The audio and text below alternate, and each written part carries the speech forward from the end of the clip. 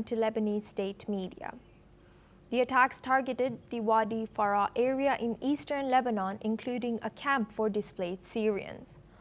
Among the dead are 7 Syrians with 8 others injured. Lebanon's national news agency described the strikes as raids by enemy warplanes. The Israeli army confirmed it carried out strikes on what it called Hezbollah targets in the region, but did not address the civilian casualties directly. The Bekaa Valley has been a flashpoint in recent weeks as tensions continue to rise along the Israel-Lebanon border.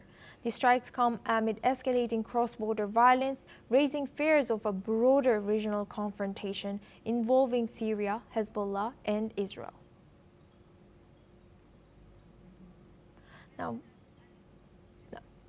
Now we are joined by Ali M. Abushbak. He's an independent Palestinian researcher joining us from Cairo.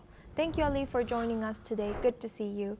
What is the strategic significance of this location, the Bekaa Valley, for Hezbollah and Israel, and why has it become a focal point in this current escalation?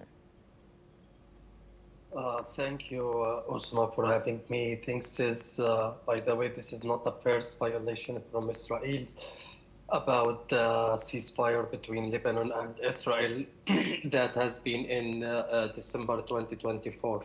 There is 100 of violations from the Israeli side, and they are counting it. Unfortunately, today it was an airstrike from Israel at this area, especially. In my opinion, Hezbollah has moved from southern part of Syria because of that area. It's under Israelis control, and it's highly active from the Israeli agency at that area. And we have witnessed the major accident that happened during the confrontation between Hezbollah and Israel. So maybe the Hezbollah has a new tactic to change its sites and change its places to the East Lebanon, and we have witnessed this area has been targeted many times. In my opinion, as well as Hezbollah has no other choice, because as I mentioned that southern part of Lebanon, it's under Israeli control, and there is a border still issue because there is some Israelis point at that border area in between Israel and Lebanon.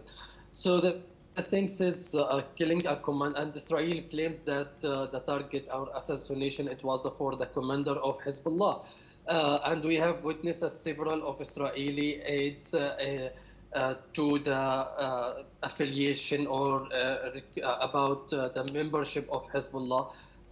Despite Hezbollah announced the ceasefire between Lebanon and Israel, and they are respecting it. So the thing is now also that Israel conducted an airstrike in Syria. That's in the back of the doors section in Syria, and there is a confrontation between the regime and between some militant group in Syria and this minority sector. So the thing is now in the region between, in the area Syria, Lebanon, Gaza, it's a bit complicated, while Israel also trying to push the Palestinian who's in northern part in Gaza to move to southern part in Gaza in the concentration zone. So the things is more complicated. In my opinion, this about the Syrian Israel's also conflict. I guess it will not going to impact the negotiation for a peace process between the new regime, Syria, and between Israel. Well, it's going forward, and I guess there is a process in this side. So with the Lebanon, I guess the Hezbollah accepted the notion to demilitarize, especially after giving the Lebanon government the decision about what they should decide about the future of the conflict between Israel and Lebanon. So, according to American President Donald Trump, there is a comprehensive peace deal between Arab area and Israel. And I guess this is one of the steps to pressurize all the actors to accept the deal and recognize or normalize the relation with Israel. And Ali, how are Lebanese state institutions and the public responding to continued Israeli air raids, especially in regions far from the immediate border like the eastern Lebanon? I guess all the Lebanese shocked, and especially also it's not a new things. Osama, this is during the war between Hezbollah and Israel. So Israel has been targeting several of areas. This is not a new accident that happened to them. So they are dealing with it as a normal. Today I was talking to one Lebanon friends, and he said that people are optimist about the peace in this area, and they are hoping there is some deal that is coming very soon. I guess the people nowadays they are waiting for the declaration of peace, and we are all hope these things.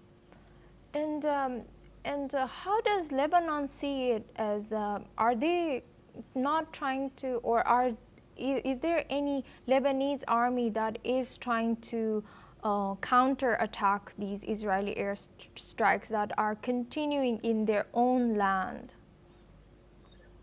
Usuma, I mean, in Lebanon's situation is a bit complicated. While Israel argue that the Lebanon army is weak, it's not able, it doesn't have ability to control the sites and the area that Hezbollah used to take it for and based on it. So the things is, I guess nowadays, and there is some restriction between Hezbollah and the Lebanon's army.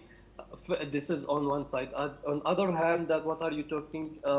Lebanon's army, it's completely mutual between the Hezbollah and Israel conflict, and it's not a part of the conflict. Especially, it's representing the vision of the government in Lebanon, which the conflict between Hezbollah, especially as a militant group in Syria and Israel. While I guess the government, Lebanon's government, it's taking the politician struggle against the Israelis airstrike, or politician face to counter the Israelis violation. They are doesn't accept the violence as a resistance, so they are taking the politician and diplomatic ways to solve the issue between Lebanon and Israel. At the same time, Hezbollah doesn't believe in this strategy as a significant strategy to resolve to resolve the conflict between Lebanon and Israel. Hezbollah considered Israel as an occupation and should be resist that backed from the Iranian regime after the revolution in 1979. Thank you very much, Ali M. Abushbak, for joining us and sharing your insight as a Middle East